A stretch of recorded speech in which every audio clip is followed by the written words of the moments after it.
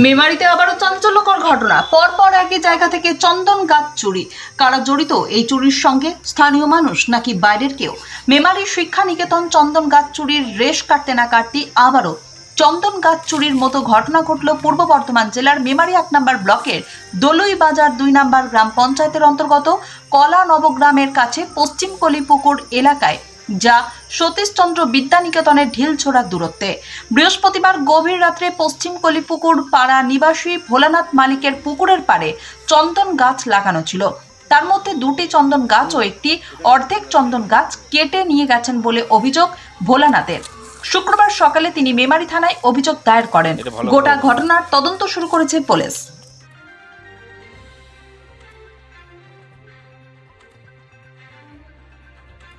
সুদের আর কি অত্যাচার চলছে। এটা হচ্ছে কলুপুকুর গ্রাম, কলুপুকুর পশ্চিম পাড়া, সামনে আর একটা কলুপুকুর ছোটো পাড়া আছে। তো বিগত 2-3 দিন আগে আমাদের পিটিটিআই ডায়েট কলেজের ভিতর থেকেও চন্দন গাছ চুরি হয়েছে। সেটা তো পুলিশ এসেছেন, আপনারাও কভার করেছিলেন নিউজ।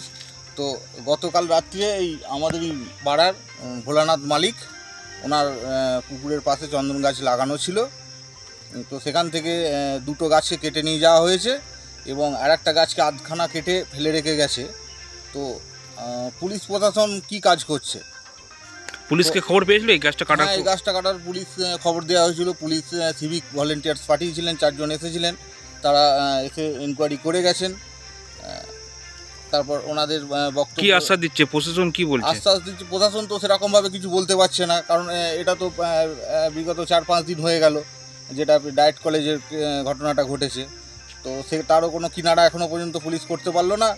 আর গতকালকে রাত্রে এটাও ঘটে গেছে। আজ সকালবেলা ওনারা খবর দেখেন যে এরকম গাছ কেটে পড়ে আছে, গাছ কাটা পড়ে আছে, দেখে পুলিশ প্রশাসনকে খবর দেয়, তারা এসে আসে। তো পুলিশ কোনো সদুত্তর দিতে পারছেন না। তো ওনাদের কী রকম আর কি পাহারা চলছে বা চলছে সে বিষয়ে সন্দেহ দেখা যাচ্ছে। তো এই তো পরিস্থিতি চলছে। আপনার নাম?